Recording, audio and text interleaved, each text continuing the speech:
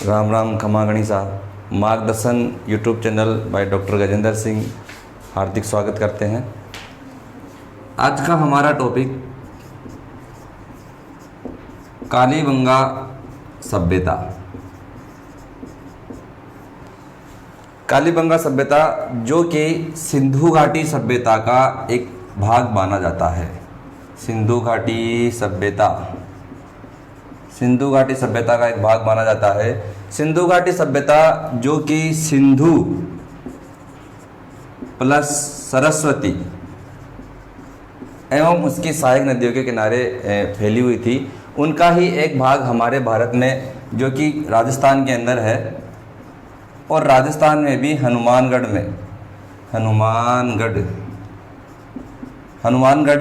के अंदर कालीबंगा नामक स्थान पर यह स्थान स्थित है। सिंधु घाटी सभ्यता का भाग होने के कारण तथा स्वतंत्रता के बाद पहला स्थल भारत के अंदर खोजा गया वो था कालीबंगा सभ्यता। कालीबंगा सभ्यता का सामान्य से अर्थ होता है काले रंग की चूड़ियाँ। इसका अर्थ होता है काले रंग की चूड़ियाँ।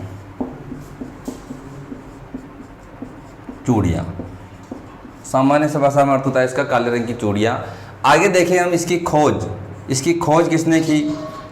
याद रखना दोस्तों, खोज और उत्खनन दोनों अलग अलग शब्द हैं और दोनों अलग अलग यूज में लिए जाते हैं। खोज का मतलब इसको सर्वप्रथम किसने देखा, किसने खोजा।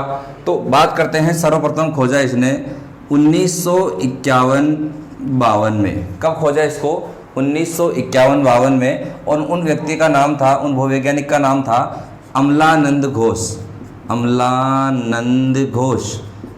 घोष के नामक व्यक्ति ने इस सभ्यता को सर्वप्रथम खोजा। और बात करते हैं उत्खनन की। सर्वप्रथम इसका उत्खनन 1961 से 1969 के मध्य इस सभ्यता का उत्खनन हुआ था। और उत्खनन करने वाले दो व्यक्ति थे। पहले व्यक्ति थे बी के थापर और दूसरे व्यक्ति थे हमारे बीवी के लाल थे। ये प्यारे थे बीवी को, इसलिए इनका नाम बीवी लाल रख दिया। इनका पूरा नाम देखेंगे हम बी के थापर का बाल किशन थापर, और बीवी लाल का पूरा नाम देखेंगे ब्रजवासी लाल। ये दोनों व्यक्तियों ने मिलकर इसका उत्खनन किया। और उत्खनन 1961 से 1969 के मध्य इन्होंने उत्खनन किया। आगे की कड़ी के अंदर कालीबंगा सभ्यता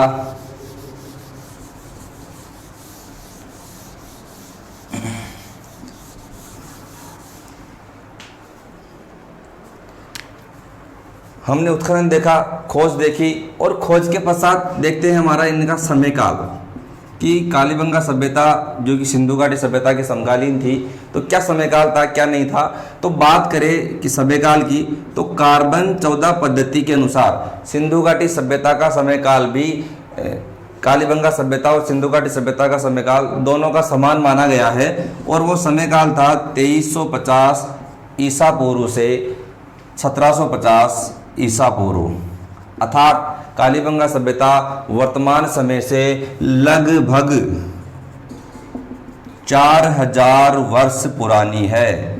वर्तमान समय की बात करें तो कितनी पुरानी है? 4000 वर्ष पुरानी है। और इस सभ्यता का समयकाल 2350 ईसा पूर्व से 1750 ईसा पूर्व माना गया है। स्थान की बात करें हम, इसका स्थान कि कालीबंगा सभ्यता कौन से स्थान पर स्थित है, तो कालीबंगा सभ्यता हमारे राजस्थान में एक जिला है हनुमानगढ़, और हनुमानगढ़ के अंदर भी एक स्थान है कालीबंगा स्थान है जो कि हनुमानगढ़ जिले में है। और यह जिला राजस्थान के अंदर अवस्थित है, राजस्थान में स्थित है, हनुमानगढ़ जिले के अंदर स्थित है। बात करते हैं आगे हम इसकी नदी की। कौन सी नदी पर स्थित है? तो नदी है हमारी घग्गर।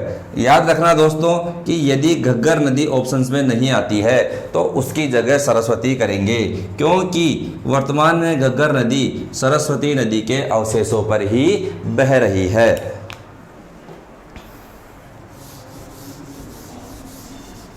वर्तमान में जो सरस्वती नदी है वो लुप्त हो चुकी है। रेगिस्तान में इसके अवशेष मिलते हैं मात्र, और अवशेष उसी जगह मिलते हैं जहां पर वर्तमान में घग्गर नदी बह रही है। गग्गर नदी की थोड़ी चर्चा यहाँ पर हम करेंगे। नदी और नदी हो गई हमारी गग्गर। गग्गर नदी का विश्लेषण देखेंगे कि ये नदी कहाँ से उत्पन्न होती है, कहाँ आती है, किस प्रकार। दोस्तों ये हमारा राजस्थान है, ये हमारा क्या है, राजस्थान। और राजस्थान में सबसे शीर्ष के ऊपर 2 जिले पाए जाते हैं। पहला है हमारा हनुमानगढ़, हनुमानगढ़ जिला जो शीर्ष के ऊपर स्थित है, और उसके जस्ट विपरीत है गंगानगर। गंगानगर हनुमानगढ़ राजस्थान के जस्ट पड़ोसी राज्य है पंजाब, और पंजाब के आगे आता है हिमाचल प्रदेश। हिमाचल प्रदेश देखिए दोस्तों, राजस्थान का पड़ोसी राज्य पंजाब, और पंजाब का जस्ट पड़ोसी राज्य हिमाचल प्रदेश। हिमाचल प्रदेश के अंतर्गत शिवालिक पहाड़ियां है, शिवालिक पहाड़ियां। शिवालिक पहाड़ियां जो कि हिमाचल प्रदेश में स्थित है, इसके अंदर भी कालका माता का मंदिर, कालका माता का मंदिर, और कालका माता के मंदिर से गग्गर नदी का उद्गम होता है। यहाँ से उद्गम होता है गग्गर नदी का, जो कि कालीबंगा सभ्यता जिसके ऊपर स्थित है, गग्गर नदी के ऊपर। यहाँ से कालका माता के मंदिर से पंजाब आती है ये नदी। पंजाब के पश्चात जब राजस्थान में प्रवेश करती है, तो राजस्थान में हनुमानगढ़ जिले में एक स्थान है टिब्बी नामक स्थान, टिब्बी नामक स्थान, और टिब्बी नामक स्थान से ये राजस्थान में प्रवेश करती है, और प्रवेश करने के पश्चात ही हनुमानगढ़ में कालीबंगा नामक स्थान पर आती है। जब इस नदी में अत्यधिक अर्थात शिवालिक पहाड़ियों में जब ज़्यादा बारिश होती है, तो इस नदी के बहाव क्षेत्र आगे बढ़ता हुआ गंगानगर, हनुमानगढ़ से गंगानगर, और गंगानगर में भी सूरतगढ़ तक चला जाता है। जब ये नदी और अधिक उफान पे होती है, तो इसका पानी पाकिस्तान में, कहाँ पर, पाकिस्तान में चला जाता है। और पाकिस्तान के अंदर भी एक स्थान है फोर्ट अब्बास, आज तक ये नदी फोर्ट अब्बास से आगे नहीं गई है, इसलिए इस नदी का अंतिम बिंदु फोर्ट अब्बास माना गया है, जो कि पाकिस्तान में है। यह नदी 2 देशों में, भारत और पाकिस्तान में बहने वाली नदी है, तथा इस नदी के बहाव क्षेत्र को पाकिस्तान में हकरा कहा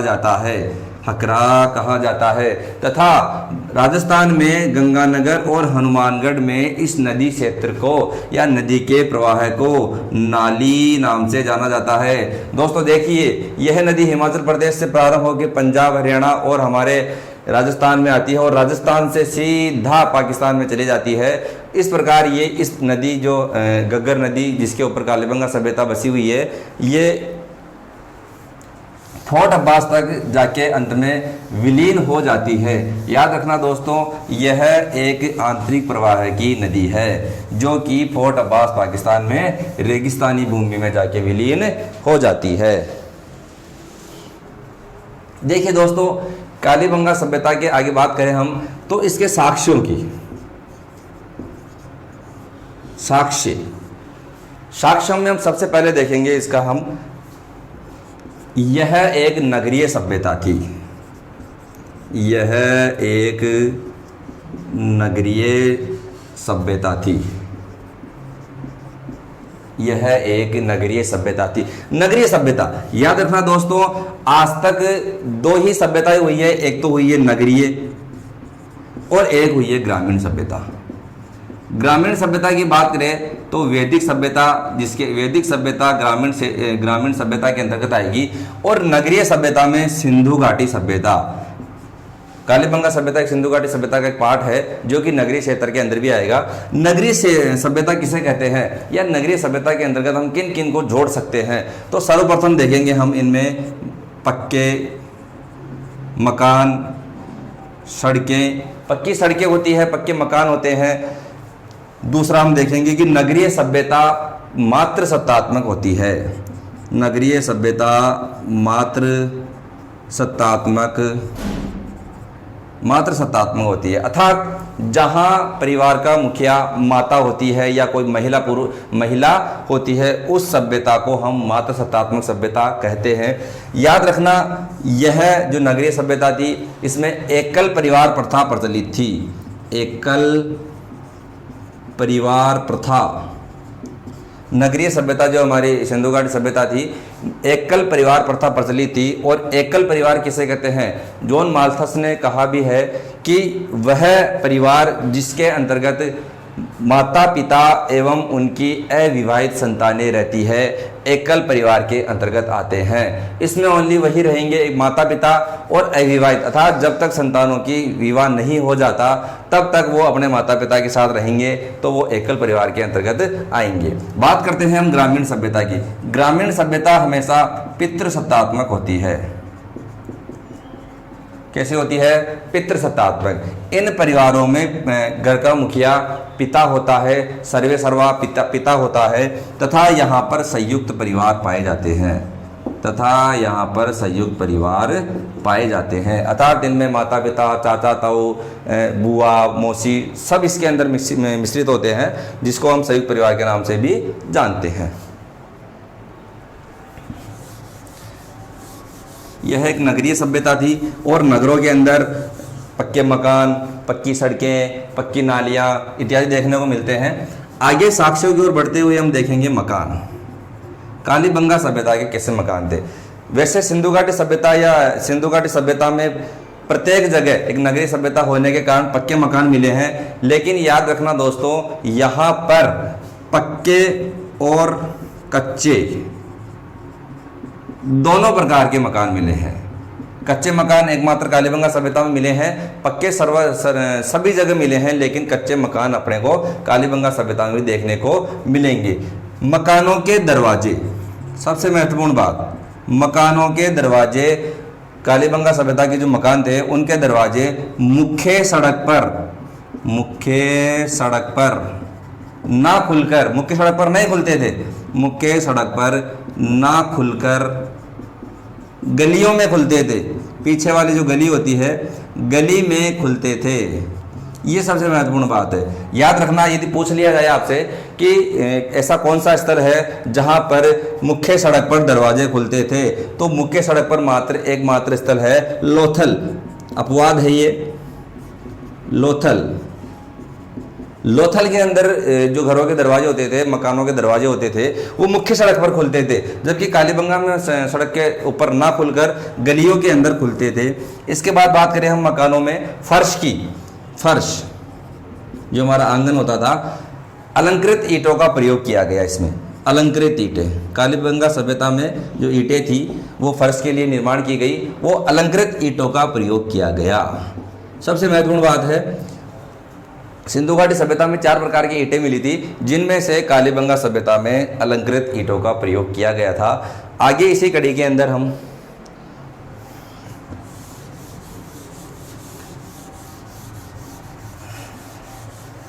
साक्ष्यों में आगे देखेंगे।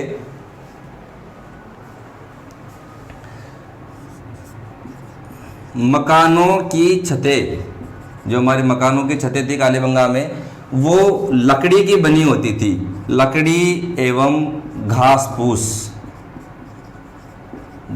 की। ध्यान रखना दोस्तों, दीवारें पक्की होती थी और जो छतें होती थी घरों की, मकानों की छतें होती थी, वो लकड़ी और घास फूस की बनी होती थी। इसके बाद बात करते हैं हम कालीबंगा सभ्यता में नालियाँ कैसी मिली। देखिए दोस्तों, कालीबंगा सभ्यता में पक्की नालियाँ देखने को मिलती है, पक्की नालियाँ। लेकिन याद रखना, जो पूछा जाता है कालीबंगा सभ्यता में वह है लकड़ी की नालियाँ। लकड़ी की नालियाँ कालीबंगा सभ्यता की प्रमुख विशेषता रही है, और अक्सर बार बार क्वेश्चन पुटअप भी होता है कि लकड़ी की नालियाँ कौन सी सभ्यता में देखने को मिलती है, तो सीधा सा आंसर हमारा चला जाएगा कालीबंगा सभ्यता, क्योंकि कालीबंगा सभ्यता में यह प्रमुख विशेषता रही है। ये लकड़ी की नालियाँ कैसी होती थी? ये लकड़ी की नालियाँ कैसे होती थी? ये हमारा कालीबंगा सभ्यता का घर था, और यहाँ से घरों से नालियाँ निकलती थी, जो छोटी नाली में मिलकर छोटी नाली में मिलकर बड़े नाले में मिल जाती थी।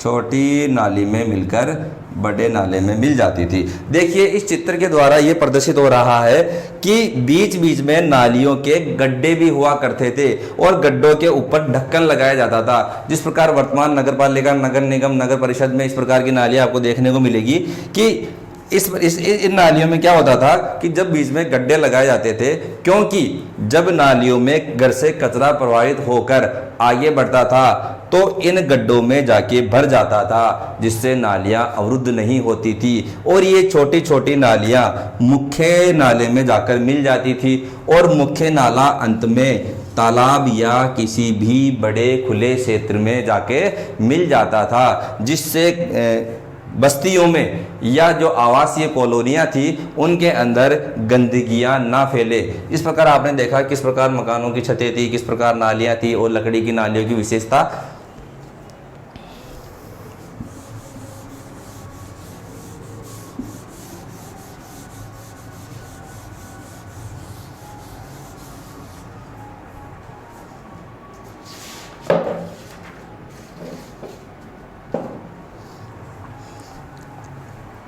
मार्गदर्शन चैनल में आपका पुनः एक बार स्वागत है। आगे देखिए समाधान। वैसे तो हम बात करें समाधान की तो कालीबंगा सभ्यता में मुख्य रूप से पूर्ण समाधान मिले थे। किस प्रकार के समाधान मिले थे? पूर्ण समाधान। देखो सिंधु घाटी सभ्यता में 3 प्रकार के समाधान मिले थे। पहला था आंशिक, दूसरा पूर्ण समाधान और जो हमारा तीसरा था वह था दाह अथवा कलश समाधान। लेकिन हम कालीबंगा सभ्यता की बात करते हैं तो कालीबंगा सभ्यता में अत्यधिक रूप से जो पाया गया था वह था पूर्ण समाधान। और पूर्ण समाधान के अंतर्गत क्या होता है दोस्तों कि इसके अंतर्गत जब व्यक्ति मृत हो जाता है या मर जाता है तो उसको भूमि में गड्ढा खोदकर दफना दिया जाता है। इस प्रकार के समाधान को हम पूर्ण समाधान के अंतर्गत देखते हैं, जो कि कालीबंगा सभ्यता में विशेष रूप से, या बात करें वर्तमान समय की तो मुस्लिम संप्रदाय में यह देखने को मिलता है। पूर्ण समाधान में बात करें युगल समाधि मिली है। युगल समाधि मिली है। युगल समाधि का तात्पर्य सीधा सा है कि यहाँ पर पुरुष और महिला को साथ साथ भूमि में दफनाया गया था, जिसको युगल समाधि के नाम से भी जाना जाता है। और यह समाधियां उत्तर से दक्षिण की ओर दफनाई गई थी, अर्थात इनका सिर उत्तर में था और पैर था दक्षिण के अंदर। इस प्रकार युगल समाधि मिली है। आगे बात करें हम साक्ष्यों के अंतर्गत,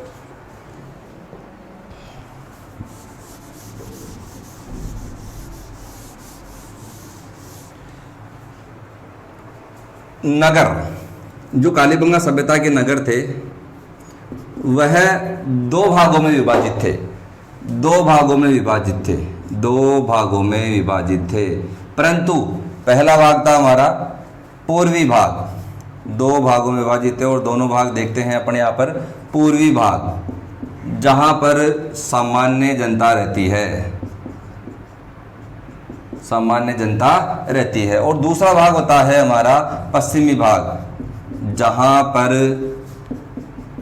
राजा एवं उसका परिवार निवास करता था। लेकिन देखिए दोस्तों बात यह है कि यहाँ पर 2 भाग तो मिले, लेकिन दोनों भाग सुरक्षा प्राचीरों से घिरे हुए मिले, सुरक्षा दीवारों से घिरे हुए मिले, जो कि पश्चिमी भाग की विशेषता थी। अर्थात 2 भाग तो मिले, लेकिन दोनों भाग कैसे मिले?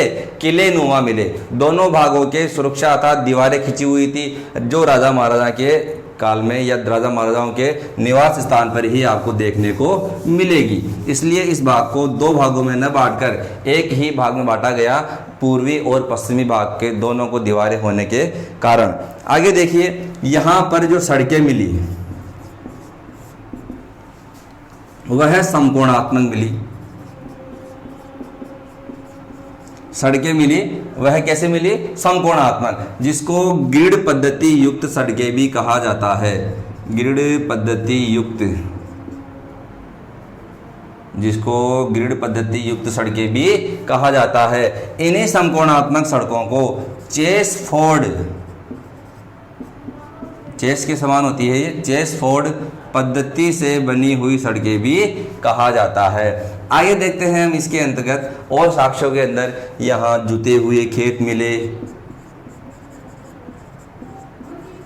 यहाँ जुते हुए खेत मिले। जुते हुए खेत के साक्ष्य देखें दोस्तों, विश्व में एकमात्र कालीबंगा सभ्यता ऐसी सभ्यता थी जहां पर जुते हुए खेत मिले हैं, अर्थात हल के द्वारा लाइनदार खेत मिले हैं। विश्व में ऐसा पहला प्रमाण था ये, विश्व में प्रथम प्रमाण, विश्व में प्रथम प्रमाण। बालक की खोपड़ी मिली है, यहाँ पर एक बालक की खोपड़ी मिली।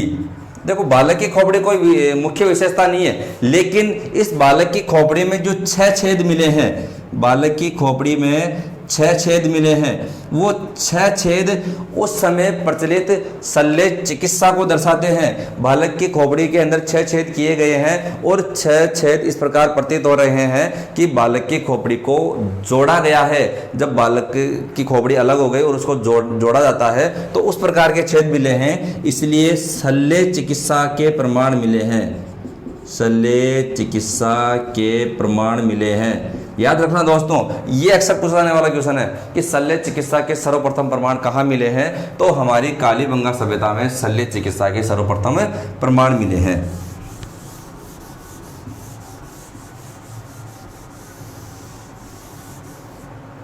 शल्य चिकित्सा के सर्वप्रथम प्रमाण मिले हैं। आगे देखिए, आगे की कड़ी के अंदर साक्ष्यों में देखेंगे हम बलि प्रथा के प्रमाण मिले हैं। बलि प्रथा के प्रमाण मिले हैं। यहाँ पर बलि दी जाती थी, बलि प्रथा के प्रमाण मिले हैं। जब, क्योंकि जब यहाँ पर यज्ञ और हवन वेदिकाएं मिली, यज्ञ और हवन वेदिकाएं मिली, तो उन हवन और वेदिकाओं में नरमुंड मिले हैं, जानवरों के मुंड मिले हैं, जानवरों के सिर मिले हैं, जिससे प्रतीत होता है कि यहाँ पर बलि दी जाती थी। यहाँ पर 2 फसलें एक साथ, 2 फसलें एक साथ बोने के प्रमाण मिले हैं, बोने के प्रमाण मिले हैं। यहाँ पर 2 फसलें एक साथ बोने के प्रमाण मिले हैं।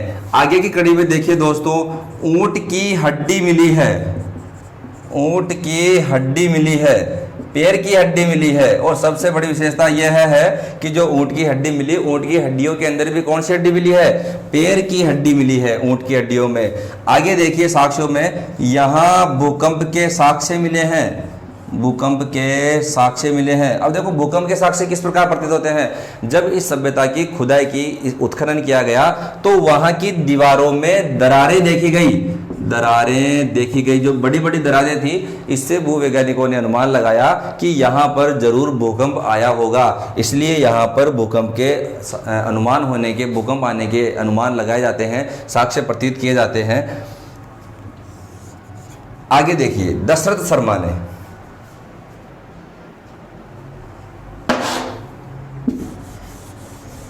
एक दशरथ शर्मा नाम के मनोवैज्ञानिक हुए हैं, भूवैज्ञानिक।